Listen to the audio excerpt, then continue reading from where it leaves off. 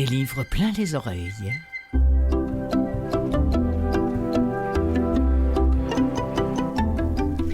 Bonjour à vous toutes et vous tous, Clotilde Sey au micro de Canal M qui produit l'émission des livres plein les oreilles depuis maintenant 12 ans.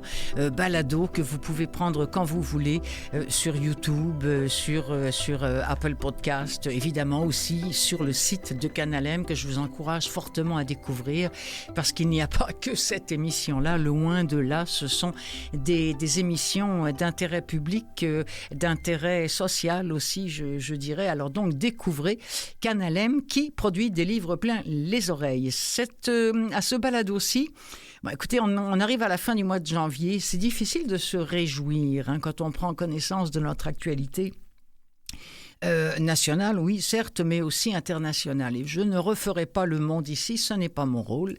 Mais disons que les bouleversements qui se déroulent à droite et à gauche, ça me donne des envies de découvrir des auteurs, des pays en question où ça brasse, où ça bouge et qu'est-ce qu'ils ont écrit, est-ce que ces livres-là ont été enregistrés et de vous en diffuser quelques-uns. Par exemple, Miguel Bonnefoy, qui est issu du Venezuela, ou encore Chokofé, pardon pour la prononciation, Hazar, qui est d'Iran.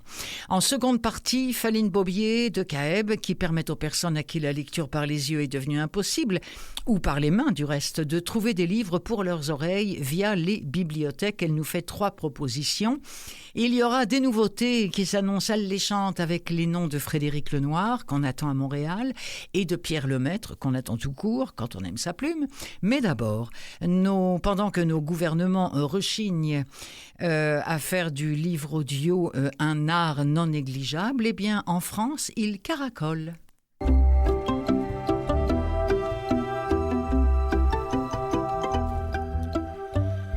Et c'est par là qu'on va commencer. Si, à tout hasard, vous connaissez quelqu'un de bien placé dans la sphère politique culturelle qui pense encore que le livre audio n'a aucun avenir et ne peut en rapporter de l'argent à personne, puisque c'est le nerf de la guerre, j'ai pour vous un extrait d'une étude parue dans ID Books, écrit par Elizabeth Sutton le 9 janvier dernier. Autrement dit, c'est quand même très très récent. Le thème général, économie du livre, étude e-books, livre audio. Les industries du livre sonore, un maillon indispensable.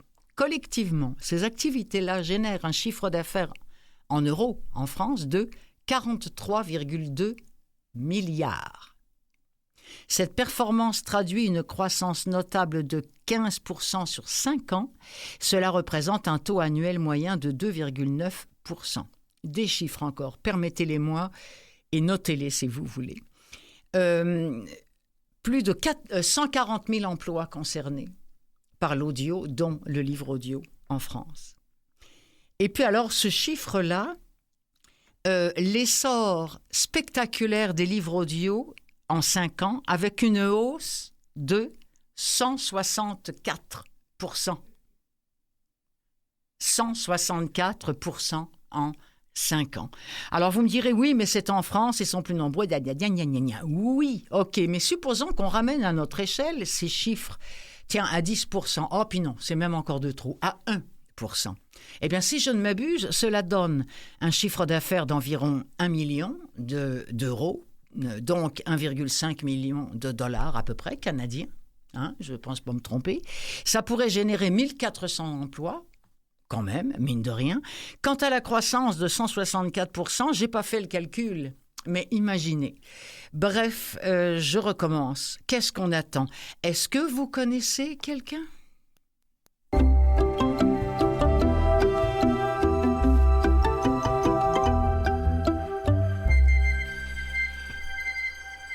Ça va mal dans le monde, ça va mal. Et donc, j'ai eu envie de savoir, entre autres, au Venezuela, on sait tous ce qui s'est passé au début de l'année. Je ne reviendrai pas sur l'aspect politique, ni économique, ni quoi que ce soit de l'affaire, mais je me suis dit, au Venezuela, quels sont les auteurs? J'en ai trouvé à peu près une trentaine. La plupart, malheureusement, ne sont pas lus en livre audio. Celui qui est le plus lu, c'est un nom qui va vous faire ding, ding, ding, ding, ding, parce que c'est pas forcément un nom qui sonne vénézuélien, mais il est vénézuélien, je ne sais plus si c'est par son père ou sa mère. C'est Miguel Bonnefoy. Miguel Bonnefoy, professeur de français, écrivain, il est franco-vénézuélien. Miguel Bonnefoy, il est le fils d'un romancier chilien et d'une diplomate vénézuélienne et il vit en France, quoique il vit sur les deux territoires. Il avait remporté le prix du jeune écrivain en 2013 grâce à sa nouvelle Icare. Son premier roman, Le voyage d'Octavio, a été finaliste au prix Goncourt. On va en entendre un extrait un petit peu plus loin, un petit peu plus tard dans l'émission. En 2021, il a reçu le prix des libraires pour son roman Héritage. Et c'est quelqu'un qui s'occupe de la production d'événements culturels pour la mairie de Caracas. Du moins, enfin bon, espérons que.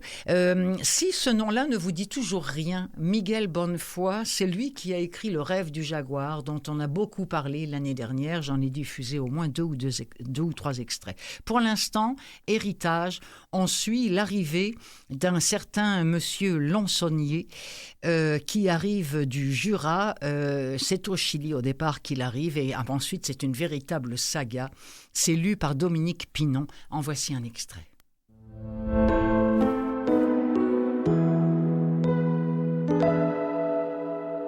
La fièvre typhoïde, déclara-t-il. On le descendra à la prochaine escale. C'est ainsi qu'il débarqua au Chili, à Valparaiso, en pleine guerre du Pacifique, dans un pays qu'il ne savait pas placer sur une carte et dont il ignorait tout à fait la langue. À son arrivée, il rejoignit la longue queue qui s'étirait devant un entrepôt de pêche avant d'atteindre le poste de douane. Il s'aperçut que l'agent du service d'immigration posait systématiquement 2 questions à chaque passager avant de tamponner leur fiche. Il en conclut que la première devait concerner sa provenance et la deuxième, logiquement, sa destination. Quand vint son tour, l'agent lui demanda, sans lever ses yeux sur lui, « Nombre ». Ne comprenant rien à l'espagnol, mais convaincu d'avoir deviné la question, il répondit, sans hésiter, « Lons-le-Saunier ». Le visage de l'agent n'exprima rien. Avec un geste fatigué de la main, il nota lentement « Lons-Saunier ». « Fecha de nacimiento ?» Il reprit « Californie ». L'agent haussa les épaules, écrivit une date et lui tendit sa fiche. À partir de cet instant, cet homme qui avait quitté les vignobles du Jura fut rebaptisé Lons-Saunier et naquit une seconde fois le 21 mai, jour de son arrivée au Chili. Au cours du siècle qui suivit, il ne reprit jamais la route vers le nord, découragé par le désert d'Atacama autant que par la sorcellerie des chamans, ce qui lui faisait dire parfois, en regardant les collines de la cordillère, « Le Chili m'a toujours fait penser à la Californie ».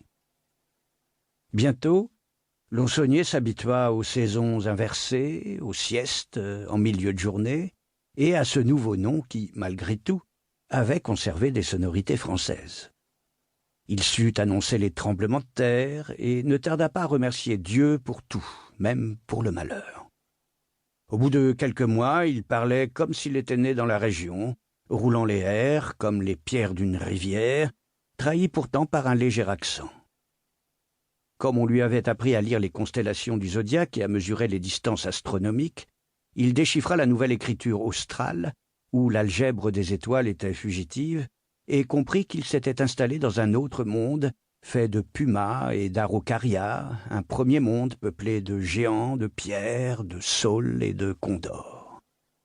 Il fut engagé comme chef de culture dans le domaine viticole de Concha y Toro et créa plusieurs chais qu'on appelait bodegas, dans les fermes d'éleveurs de lamas et de dresseuses d'oies. La vieille vigne française, sur la robe de la cordillère, réclamait une seconde jeunesse dans ce lambeau de terre, étroit et long, suspendu au continent comme une épée à sa ceinture, où le soleil était bleu. Rapidement, il intégra un cercle fait d'expatriés, de transplantés, de chilianisés, reliés par d'habiles alliances et enrichis par le commerce du vin étranger. Lui qui avait pris la route vers l'inconnu, qui était un humble vigneron, un pauvre paysan, se trouva brusquement à la tête de plusieurs domaines et devint un ingénieux homme d'affaires. Rien, ni les guerres, ni le phylloxéra, ni les soulèvements, ni les dictatures, ne pouvaient désormais troubler sa nouvelle prospérité, si bien que lorsqu'il fêta sa première année à Santiago, Lonsonnier bénit le jour où une gitane, à bord d'un navire en fer, avait brûlé une pierre verte sous son nez.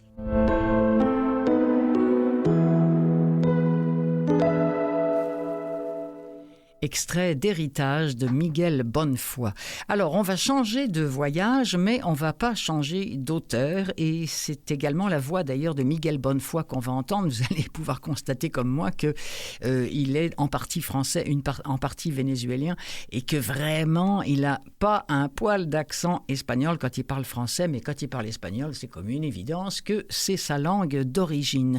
On va y aller avec un extrait de Le Voyage d'Octavio, où l'histoire d'un jeune analphabète vénézuélien qui va vivre toutes sortes de tribulations et qui va se réapproprier son passé et celui de son pays. À noter qu'il y a en principe dans le livre audio plusieurs musiques vénézuéliennes interprétées par plein de gens différents. Je n'ai pas eu accès à ces musiques-là, mais j'ai choisi pour vous de vous faire entendre un court extrait de la chanteuse certainement la plus vénézuélienne de Montréal, Soraya Benitez.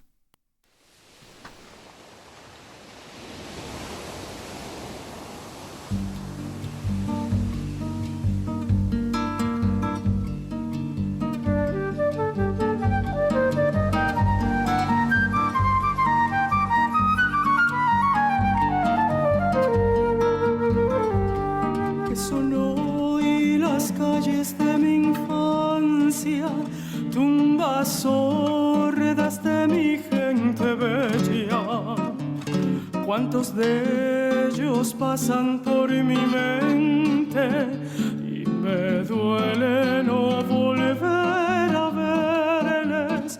Cuánta historia. Voici l'histoire du citronnier du Seigneur telle qu'on la trouve à peu près sous la plume du poète André Eloy Blanco dans les livres de mon pays.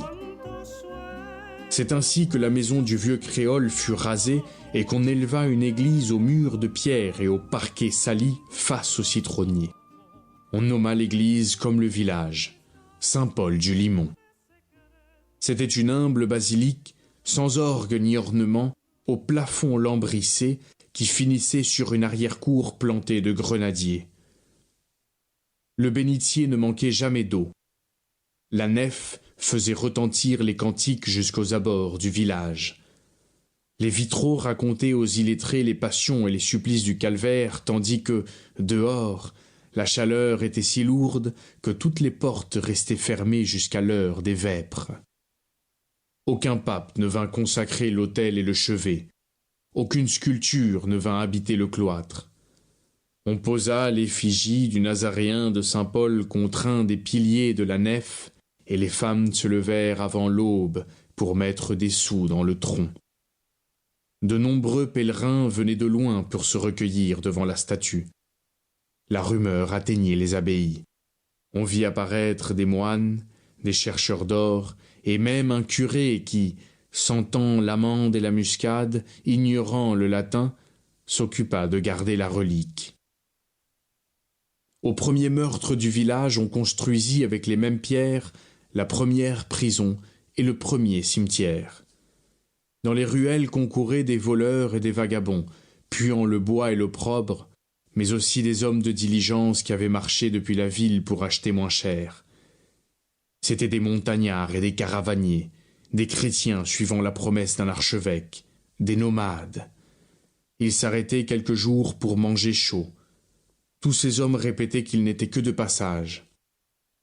Ils visitaient les cantines et les dépendances, souriaient à une douce aubergiste et, finalement, y restaient toute leur vie.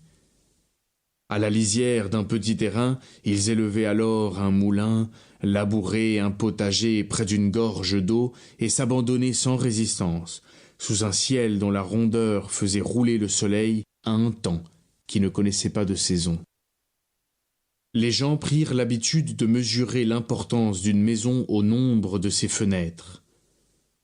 On écrivait le nom des rues sur des plaques en bois portant les noms de ceux qui les avaient habitées. La rue de l'hôpital était celle de l'hôpital, la rue des Sœurs celle du couvent. Dans la rue Docteur Domingue habitait le vénérable Docteur Dominguez et dans la rue des Cornards qui ne touchait en rien à l'honnêteté des dames, se trouvait l'abattoir où l'on déchargeait les cornes du bétail. Tout n'était que musique et vacarme, brume et soleil. C'était une époque simple et craintive. Avec le temps, touffu et foisonnant, le flanc de la colline se gonfla de baraques et de blocs, la vie ne cessant d'apparaître. Los niños por la calle construyendo dulces gestos. Me duele hasta cantarles, me duele ya no verlos.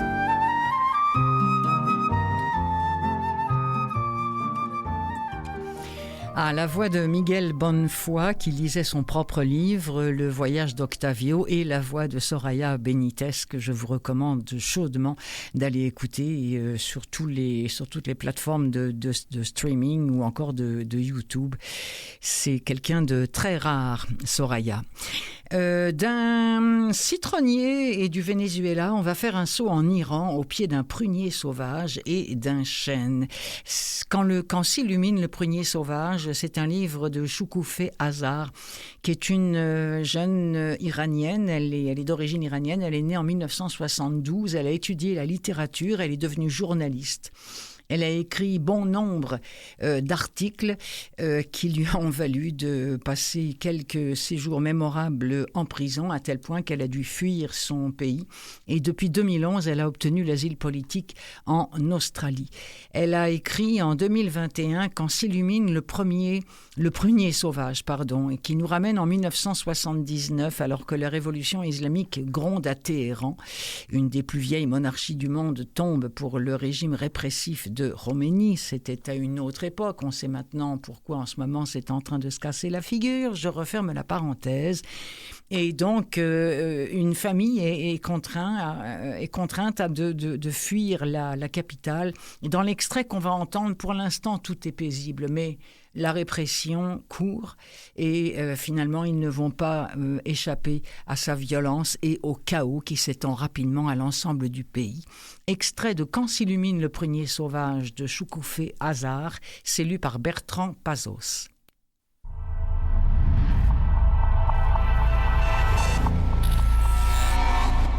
Au matin du 19 août, quand papa rappela à maman de sa voix enjouée que c'était l'heure du thé et du pain kondak, il savait bien qu'elle n'était pas près de renoncer à sa dernière lubie. Aussi s'empressa-t-il d'ajouter « S'il y a une chose que nous avons héritée de nos ancêtres, c'est cette passion pour tout ce qui est nouveau, une passion pour l'impossible. » Puis le brouillard s'épaissit et enveloppa nos silhouettes, notre lanterne, notre feu et notre bouilloire. Il offrit à maman une autre occasion de parcourir l'immensité du monde, qui, si vaste qu'il fût, avec ses religions et ses livres, ses guerres, ses révolutions et ses exécutions, ses naissances, sans oublier le plus haut chêne de notre forêt, n'était rien de plus qu'un grain de poussière dans l'univers.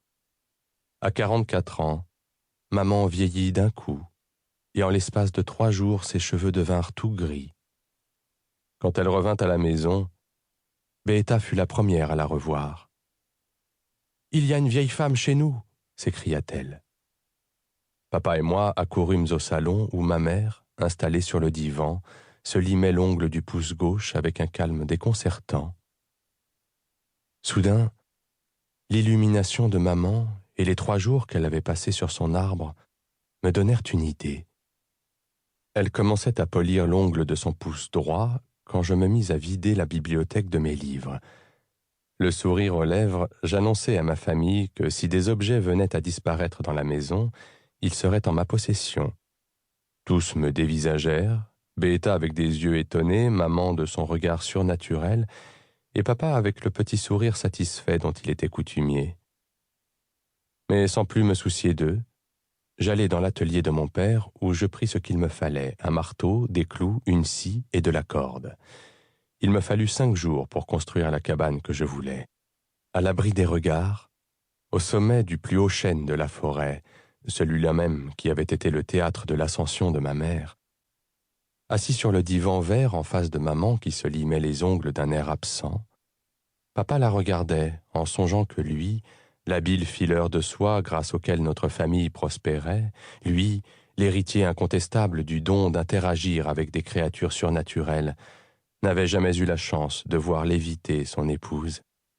Quand il l'avait vue pour la première fois, sur la route de Darbande, Rosa avait tout juste 17 ans et se consumait d'un amour impossible.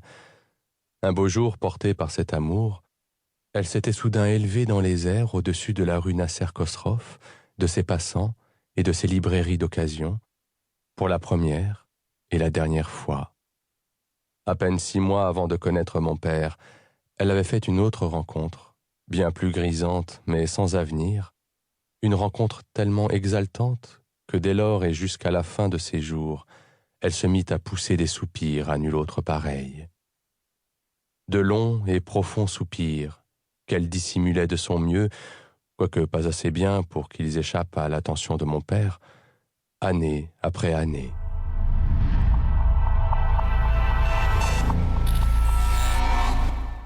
Extrait de Quand s'illumine le prunier sauvage de Choukoufé Hazard, lu par Bertrand Pazos. Dans Actualité cette semaine, il y a un journaliste qui s'appelle Ossiné Boadjera qui s'est demandé quels étaient les livres les plus achetés dans les librairies indépendantes du Québec en 2025. Que je suis allée voir ça et j'y ai trouvé des belles surprises, entre autres que 50% de ces livres-là sont québécois. Donc, ça prouve que quand même nos auteurs sont appréciés par les lecteurs d'ici et ça me fait très chaud au cœur. Ce qui est moins drôle, c'est que parmi ces 50% de livres québécois, il y en a seulement une poignée qui ont été enregistrés en audio, et bien sûr j'en ai parlé de tous. Par exemple Baignade d'Andrea Michaud qui est en 3e position, il y a Coucoum de Michel Jean qui est en 10e position, La Dèche d'Hakim Gagnon qui est en 13e position. Pour les autres, il y a aussi Là où je me terre de Caroline Dawson. Bon, Pascal Monpetit n'a toujours pas enregistré Le Bézoard qui est en 19, Rue Duplessis, Ma petite noirceur, ça ce serait peut-être sur audio Radio-Canada, mais j'ai un doute. Le dernier Boucard Diouf, Déconnecté pour se rebrancher aux racines de notre humanité, n'est pas en audio. Plage Laval de Raphaël Germain est en audio. Malheureusement, je voulais vous en diffuser un extrait là. On a eu un petit bug, alors ce sera pour une semaine à venir. Moralité, je me suis rabattue sur les essais parce que les essais tiennent aussi une grande part de vos choix. Et il y a notamment celui-ci qui n'est pas québécois, mais qui est L'heure des prédateurs de Giuliano da Empoli, celui qui nous avait donné l'hommage du Kremlin. Ça s'appelle L'heure des prédateurs, je vous l'ai déjà dit. Écoutons un extrait, puis je verrai après si j'ai du temps pour vous en parler un peu plus, mais c'est tellement éloquent l'extrait que vous allez comprendre de quoi il s'agit.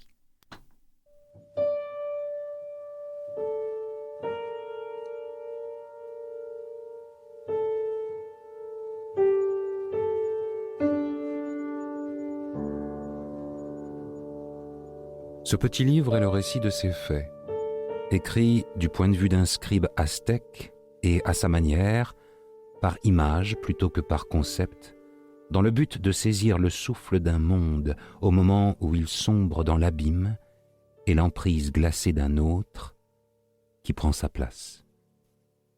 New York, septembre 2024. 4 hommes, vêtus de marron, accompagnent le président de l'autorité palestinienne. L'un d'eux est un peu plus grand, un autre un peu plus gros, mais tous ont les mêmes cheveux gris, la peau rugueuse, la mine usée de bureaucrates ou d'anciens guerriers devenus bureaucrates. Lorsqu'ils s'assoient, leurs pantalons bruns remontent sur des chaussettes courtes, grises, qui plongent dans leurs chaussures bon marché. Alors qu'Abbas entonne son monologue sur la tragédie en cours, les hommes en marron restent parfaitement inanimés, une seule expression de vague regret sur les 4 visages. À un moment donné, leur chef établit un parallèle avec les guerres de 1948 et de 1967 qui ont contraint des centaines de milliers de Palestiniens à l'exil. Qui sait où eux se trouvaient alors? Tout juste nés, sans doute, puis adolescents, ballottés on ne sait où par les hasards violents de l'histoire. Leur expression ne change pas. Ils sont trop fatigués. Elle ne change pas non plus quand le président français prend la parole. Certains d'entre eux peut-être comprennent la langue. Les autres doivent attendre la traduction de l'interprète. Mais rien ne semble pouvoir percer le mur de leur épuisement, alors même que la conversation entre les deux chefs d'État s'anime. Jusqu'à ce qu'un mot soit prononcé. Un seul mot, inattendu dans le flux de tous les mots convenus, classés à l'avance parmi les millions de mots qui peuplent ce type de rencontre. À ce mot, les hommes en marron s'animent. Leurs corps affaissés se tendent vers les deux présidents, leurs yeux soudain brillent, ils sortent des petits carnets, commencent à prendre des notes et échangent des regards furtifs, presque réjouis. Personne n'incarne mieux que Lula ce mélange d'hommes d'État et de gamins que Mérimée observait déjà chez Palmerston. Il s'embrouille, appelle Macron Sarkozy. Il en a trop vu, lui aussi, une vie d'ouvrier, 30 ans de lutte, la prison, puis 2 mandats de président du Brésil, la Bolsa Familia qui a tiré des millions de Brésiliens de la pauvreté absolue. Puis, la chute, à nouveau la prison pour un scandale absurde, et enfin, l'acquittement, la résurrection, et à 76 ans, une nouvelle élection à la présidence. Aucun dirigeant au monde ne peut se targuer d'un tel parcours. Lula plaisante, il provoque, il a tout vu, mais il est encore capable de fulgurance. Il sait faire rire et il sait émouvoir. Il entre dans une salle pleine de chefs d'État et la fait sienne. À la fin de la réunion, il évoque Haïti, sa capitale, aux mains des gangs. Il s'engage à s'en occuper. Le président français lui présente Dany Laferrière, justement ressortissant de là-bas. Lula s'enthousiasme, embrasse Dany, lui tape dans le dos comme un frère perdu de longue date. Et voici un autre écrivain, lui dit Macron. Mais je ne suis qu'italien, lui dis-je un peu embarrassé. Lula rigole, me console d'une accolade.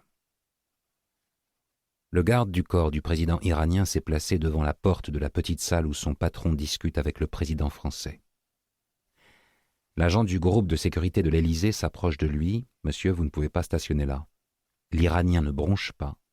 Le Français insiste. « Monsieur, je vois que vous portez une arme, c'est inadmissible. Vous êtes ici en territoire français. » L'Iranien le dévisage. « Mon président se trouve à l'intérieur. » Le mien aussi. Je vous assure qu'il ne risque rien. L'Iranien accepte de bouger de quelques centimètres. L'agent du Secret Service américain intervient à son tour. « Monsieur, vous n'avez pas le droit de stationner là. » L'Iranien ne bronche pas. « En plus, je vois que vous portez une arme. C'est inadmissible. Vous êtes ici en territoire américain. » Le Français a un moment d'égarement. L'Iranien en profite pour reprendre sa position d'origine devant la porte. « Monsieur, vous ne pouvez pas stationner là. » Et le manège reprend depuis le début. «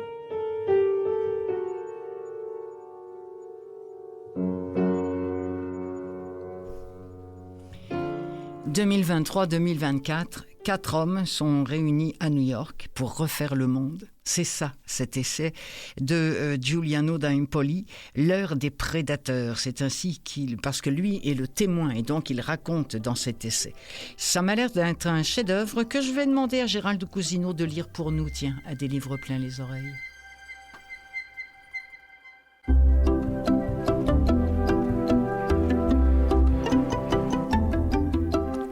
Et c'est le moment à l'émission des livres pleins les oreilles, au balado, un jour je vais finir par le dire, de vous présenter Faline Bobier qui est avec nous pour nous présenter quelques livres. Salut Faline!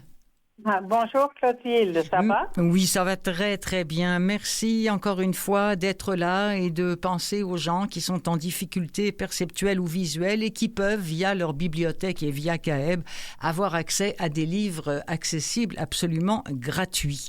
Vous nous arrivez avec, entre autres, une proposition d'un roman signé Guillaume Morissette, je crois. Oui, en fait, j'ai choisi deux écrivains de polar habitant au Québec.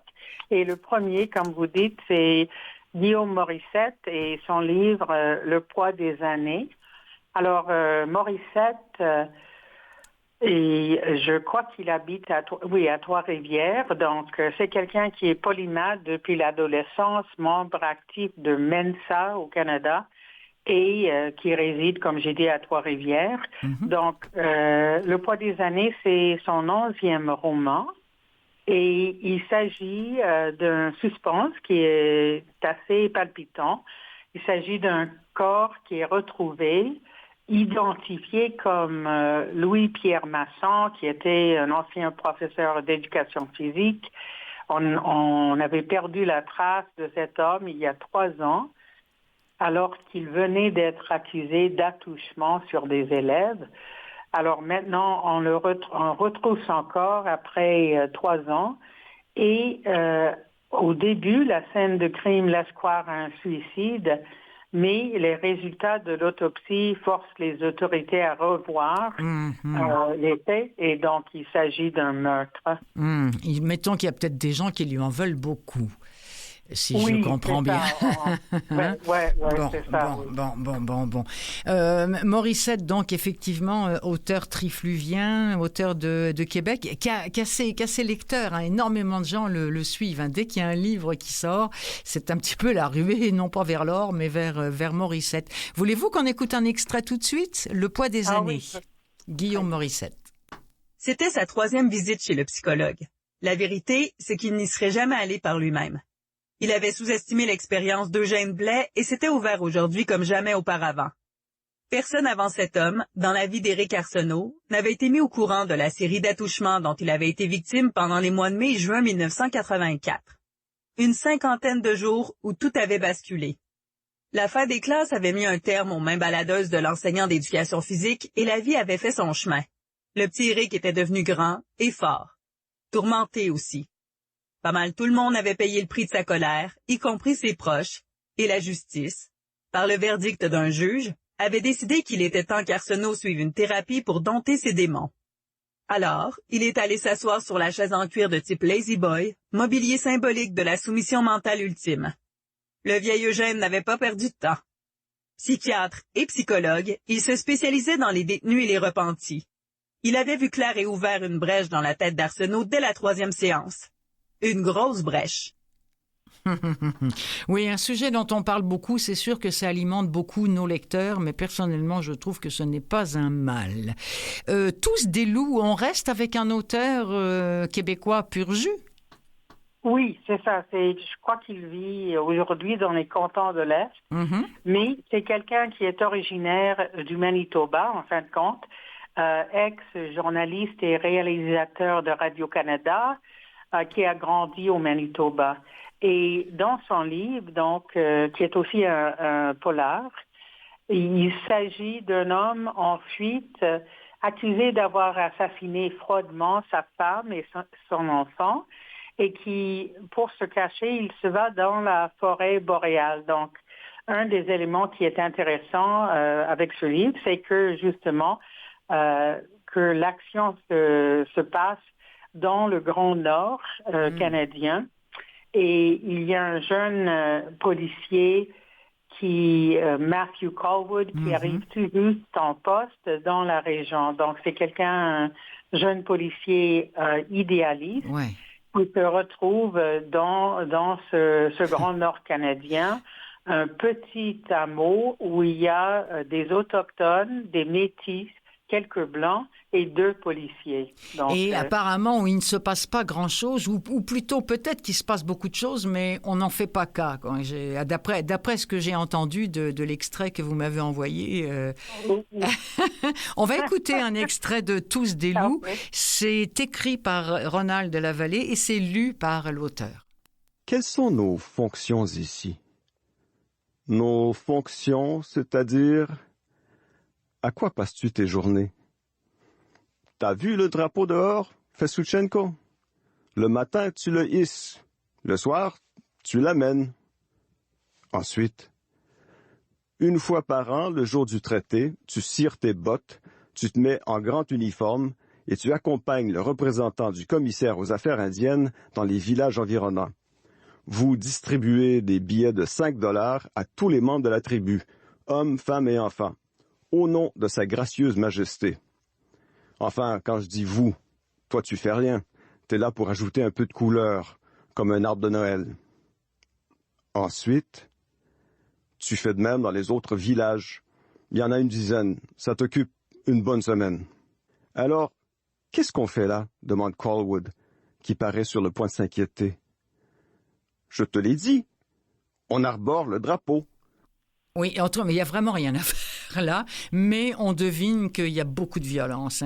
La preuve, ce crime de cet homme qui est en fuite et qui est donc accusé, vous nous l'avez très bien raconté, d'avoir assassiné froidement sa femme et son enfant. On change complètement de sujet, on change de pays aussi. Oui. Allez, je vous laisse le présenter.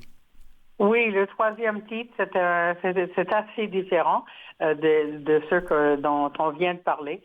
Donc, c'est un livre Chasse sur ordonnance. C'est écrit par une écrivaine japonaise qui s'appelle Sue Ishida. Oui. Elle est née en 1975 à Kyoto. Et son livre, le livre dont on va parler, a été un best-seller et salué par des journaux comme The Guardian, le New York Times. Ah oui. Alors, il s'agit, je pense que c'est peut-être pas pour tout le monde, mais pour ceux qui aiment les chats et la littérature japonaise. Alors, il s'agit d'une petite clinique psychologique qui est située dans un coin très difficile à trouver au cœur de Kyoto. Et il y a là un docteur Nikkei qui travaille avec son infirmière, Chitose, et ils ont une certaine particularité parce qu'ils ne prescrivent pas des médicaments, mais plutôt des chats. Donc, qu'est-ce que je dirais? Comme médicament, quoi, comme prescription. On va vous prescrire un chat, madame. Oui, c'est ça. Oui. Alors, comme j'ai dit, pas pour tout le monde, mais je pense que, d'après ce que j'ai lu, ce livre, comme j'ai dit, ça a été un best-seller et elle a écrit 2 livres de suite. Oui. Qui parlent de la même clinique. Et figurez-vous que ce livre-là, et c'est du hasard, j'avais décidé, avant que je sache de quoi vous alliez parler, que j'en parlerais dans mes nouveautés qui suivent. Okay. C'est fou quand même la vie. Eh oui, c'est comme ça. Oui. Alors écoutons un extrait de ce qu'on peut appeler le tome 1 de Chat sur ordonnance de Sue Ishida. Je veux quitter mon travail, murmura-t-il. Je vois. Shuta s'agita. Le docteur avait répondu du tac au tac. Non, se reprit le jeune homme. En fait, ce n'est pas la vérité, je ne veux pas quitter l'entreprise. C'est juste que je réfléchis à la manière dont je peux y rester. Je travaille dans un établissement financier, une société de courtage qu'on voit dans les publicités. C'est très connu, mais les conditions de travail ici sont fortement dégradées. Je comprends bien, dit doucement le médecin, dont le coin des lèvres se relevait discrètement. Je vous prescris un chat, et nous allons voir comment cela évolue. Il recula en faisant racler les pieds de sa chaise sur le parquet. « Chitose, apportez le chat, je vous prie. »« Oui, » répondit une voix de l'autre côté du rideau. Quelques secondes plus tard, l'infirmière au teint d'albâtre fit son apparition. Shuta ne l'avait pas remarqué à l'accueil, mais elle avait dans les yeux un éclat des plus particuliers. C'était une beauté discrète. Elle scruta le patient d'un air soupçonneux. « Vous êtes sûr de lui, docteur Nikkei ?»« Mais oui, parfaitement. » Et donc, il va repartir avec un chat sous son bras. Et c'est que ça. Hein. C'est des cas comme ça successifs qui ont toujours du mal à se rendre à la clinique et qui repartent tous avec un minou. Voilà. C'est ça.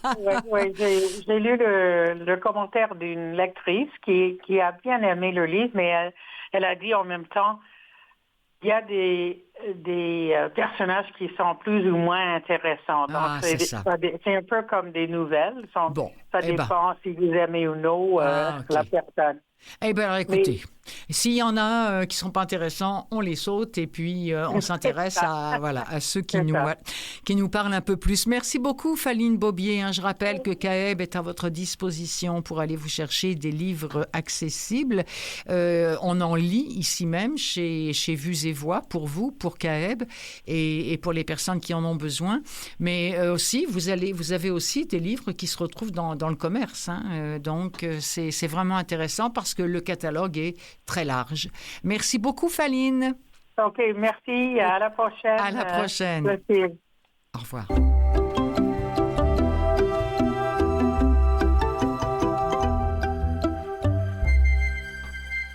Alors attention, un chat peut en cacher un autre. On va rester avec Chat sur ordonnance, tome 2, comme je le disais à Faline Bobier il y a quelques secondes.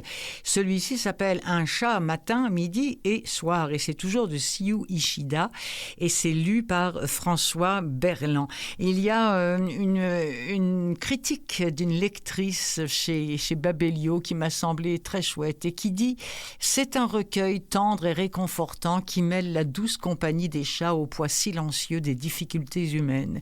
Chaque histoire relie le lecteur à des personnages qui font face au deuil, à la solitude, à la maladie ou au changement et qui, grâce à l'arrivée inattendue d'un chat, trouvent réconfort, guérison et dans certains cas la force de continuer à avancer. Cette lectrice dit aussi « L'écriture d'Ishida est délicate mais percutante, capturant les petits moments du quotidien qui comptent souvent le plus. La manière dont chaque compagnon félin est présenté est symbolique mais jamais forcé, ce qui donne aux histoires une résonance à la fois émotionnelle et universelle. Si vous avez déjà connu la présence constante d'un animal de compagnie dans les moments difficiles, vous reconnaîtrez la vérité dans ces pages. » J'aurais bien aimé qu'à un moment donné, on nous parle un peu plus d'un chat, mais dans tous les extraits que j'ai trouvés, on nous parle toujours des patients qui cherchent la clinique et qui finissent par rebondir comme un chat chez le docteur Niquet. En voici un autre extrait de Un chat matin, midi et soir.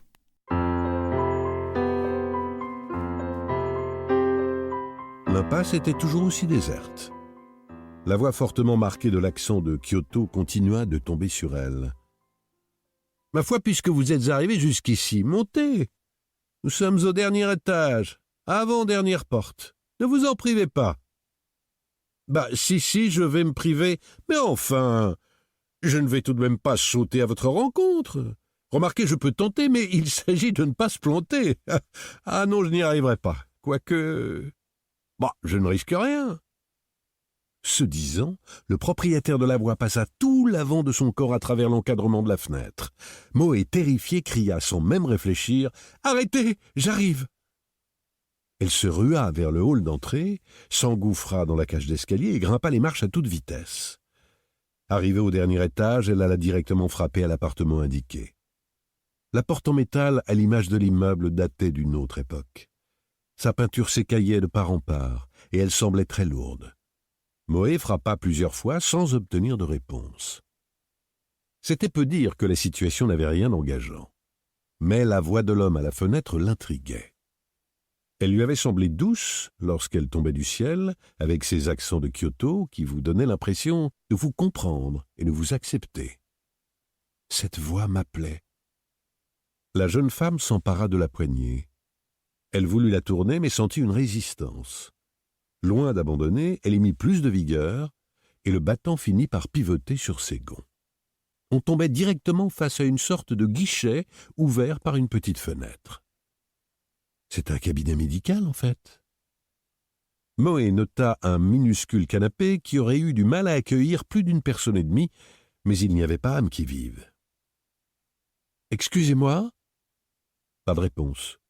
Où donc se trouvait l'homme qu'elle avait vu par la fenêtre? Elle était sur le point de repartir lorsque lui parvint une voix féminine aux intonations tranchantes. « Qu'est-ce qui vous a pris, docteur Niquet ?» Celle qui parlait était en colère, et ne cherchait pas à le cacher. Il y avait une porte au-delà du canapé, derrière laquelle on se disputait. Moé s'avança et l'entr'ouvrit. Elle aperçut de dos une femme en blouse d'infirmière. Les poings fichés sur les hanches, elle toisait son interlocuteur de toute sa hauteur. « Avez-vous perdu la tête? Nos patients ne vous suffisent pas. Vous devez aller en dénicher d'autres en les hélant au hasard dans la rue. Vous avez donc tant de temps libre? Ah ça, pour vous tourner les pouces, vous vous tournez les pouces. »« Allons, allons, pas de quoi s'emporter, » répondit la personne incriminée, dont la voix était celle du jeune homme penché à la fenêtre quelques minutes plus tôt. « Notre patiente est venue jusqu'au pied de l'immeuble, il eût été dommage de la laisser repartir. Il ne s'agit que d'échanger quelques mots, rien de grave. »« Comment ça, rien de grave? Et notre patient prévu, qui n'est pas encore arrivé? Vous ne faites que retarder davantage son rendez-vous? Certes, certes. Bon, mais voyez-vous, il ne vient pas. Il faut bien que je m'occupe en attendant. Et devinez avec quoi Moé va repartir chez elle. Ben oui, un minou. Bon, est-ce que je me plains? Est-ce que le bureau des plaintes est encore ouvert? Oui, il est encore ouvert. On pourrait-tu, s'il vous plaît, avoir des extraits pertinents de livres quand, par exemple, il s'agit de chats? On pourrait-tu, s'il vous plaît, parce qu'elle, par exemple, elle repart avec un chat siamois qui se révèle une terreur totale. Ça aurait été intéressant comme extrait. Enfin bon, c'est pas grave. Notez quand même Chat sur ordonnance de Syu, S-Y-O-U, Ishida, I-C-H-I-D-A. Ce sont 2 tomes que vous pouvez maintenant vous procurer sur toutes les plateformes de livres audio. Ça nous vient de chez... Je pense que c'est Audiolib, mais bon, en tout cas, peu importe. De toute façon, si vous faites livre audio, un chat, matin, midi et soir, vous allez tomber dessus. De la même façon que vous allez tomber sur les 5 piliers de la sagesse, 2 points, petit manuel de résistance intérieure. Un point commun avec les chats, la sagesse, peut-être. Ce livre de Frédéric Lenoir, Frédéric Lenoir, philosophe, faut-il le présenter en ce moment? Il est avec Christophe André, Fabrice Midal et quelques autres, la coqueluche des gens qui aiment la philosophie, qui en dévorent comme des romans. Et dans les 5 piliers de la sagesse, eh bien, il nous fait découvrir comme les 5 doigts de la main, ce qui pour lui peut nous permettre de parvenir à la sagesse, c'est-à-dire la connaissance, l'amour, l'éthique, la présence et l'acceptation, via les messages de Bouddha, Lao Tse, Socrate, Platon, Épicure, Jésus, Épithète, Rumi, Montaigne ou encore, évidemment pour l'éthique, Monsieur Spinoza.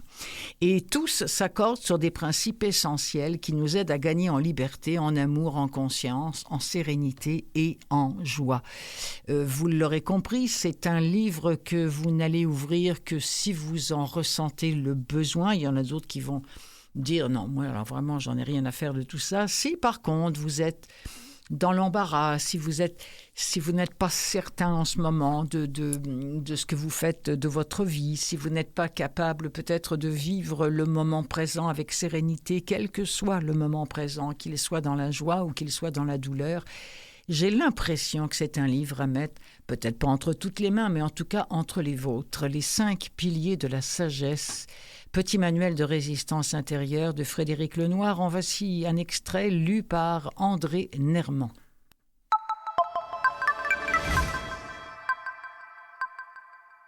La sagesse, elle, opère un déplacement radical. Elle invite à un travail intérieur. Elle suggère que bonheur et salut ne se conquièrent pas à l'extérieur de soi, mais dans le sanctuaire de la conscience. Le regard n'est plus tendu vers l'autel, mais vers l'âme. Il ne s'agit plus d'apaiser des puissances célestes, mais de s'éveiller à sa propre humanité, de purifier le regard, de cultiver la justice, la paix intérieure, la lucidité, la joie de vivre. Une vie bonne et heureuse. C'est ainsi que s'impose une première définition de la sagesse, simple en apparence, mais riche de sens. La sagesse est la quête d'une vie bonne et heureuse. 2 mots, 2 directions, inséparables et pourtant distinctes. Une vie bonne, vivre en accord avec le bien. Une vie heureuse, vivre dans une forme d'épanouissement durable. L'une engage notre rapport aux autres, l'autre notre relation à nous-mêmes.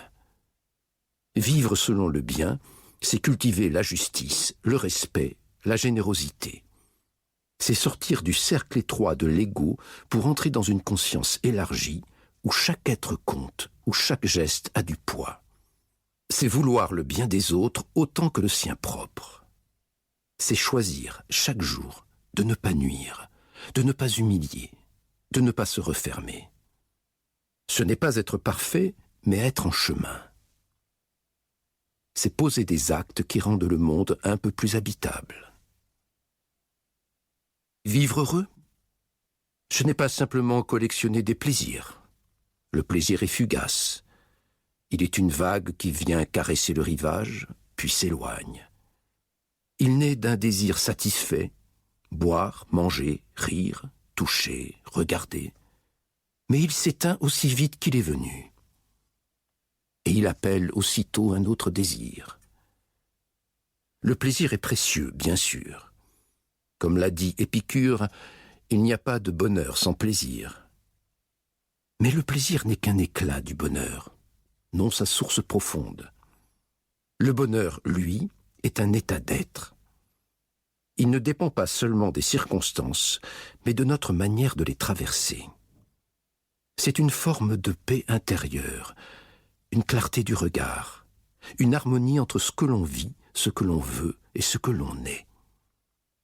Ce bonheur suppose la conscience, être capable de le reconnaître quand il est là.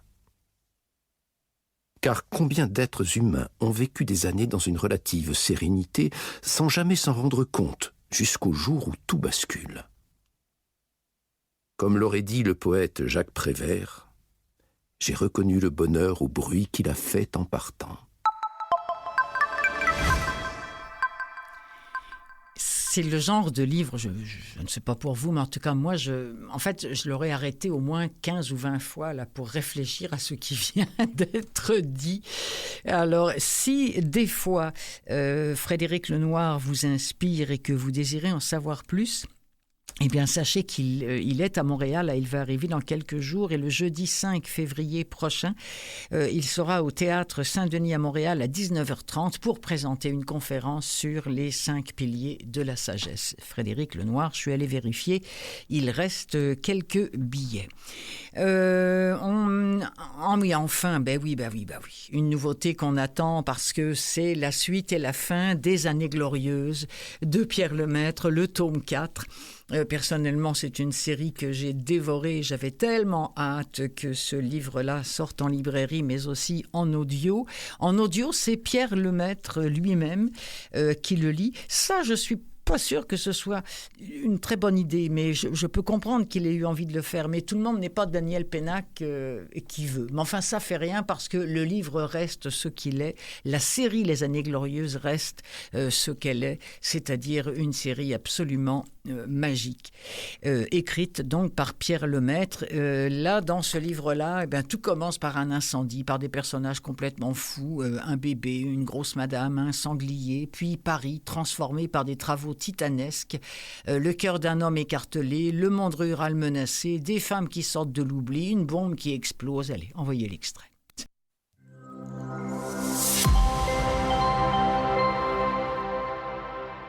François, qui allait recevoir le prix du Pont des Arts pour son 3e roman, Sans nouvelles de vous, montrait un visage sur lequel pas mal de gens se méprirent. On l'aurait espéré plus enjoué. Or, il paraissait plutôt grave, inquiet presque, au point que certains attribuèrent cette attitude à une fatuité qui ne lui ressemblait pas. Nine, son épouse, qui le connaissait mieux que personne, l'avait remarqué la première. Il était depuis quelques jours soucieux, absorbé par des pensées silencieuses. La raison de ce comportement lui échappait. « Je réfléchis à mon prochain livre », avait-il lâché lorsqu'elle l'avait interrogé. N'importe quelle femme aurait ressenti une inquiétude plus intime. Pas Nine, ce n'était pas dans son tempérament. À ce moment, leurs regards se croisèrent, ils échangèrent un bref sourire. C'est fou ce qui la trouvait séduisante. L'assistance fut rappelée à la circonstance quand le président du jury tapota sur son micro pour attirer l'attention de tous, et notamment d'une femme assez forte qui se goinfrait de canapé au fromage sous l'œil désapprobateur des serveurs qui n'étaient pas parvenus à lui résister. À sa fille, Colette, venue lui dire qu'il était d'usage d'attendre que le buffet soit officiellement ouvert, Geneviève avait répondu « Pour qu'il ne reste plus rien de potable, merci bien ». L'explosion surprit tout le monde. Elle s'était produite assez loin, mais elle était suffisamment puissante pour avoir fait trembler les verres. On cessa de parler. Les regards se tournèrent vers la porte. Les attentats en faveur de l'Algérie française étaient encore dans tous les esprits et avaient fait suffisamment de dégâts pour continuer de s'inquiéter. Normalement, le feu d'artifice, c'est à la fin, dit finement le président. On pouffa, ha ha ha. Mesdames et messieurs, nous voici. Le discours ne fut pas suivi avec beaucoup d'assiduité. La détonation avait fait un gros effet. C'est du côté de la marque, chuchota quelqu'un. Oh, qu'est-ce que ça peut être? Il vous reste des petits pâtés en croûte? Demanda Geneviève au serveur qui regardait ostensiblement ailleurs. À cet instant, Jean venait de tourner la rue Caulaincourt. La détonation avait fait trembler le trottoir et s'était accompagnée d'un bruit de vitres qui tombent. Instinctivement, il recula d'un pas. La rue était jonchée de morceaux de plâtre, de bois brisés. Des flammes s'échappaient par la large brèche ouverte dans la façade de l'immeuble au 3e étage. Tout le monde s'écartait, une abondante fumée sortait déjà par toutes les ouvertures.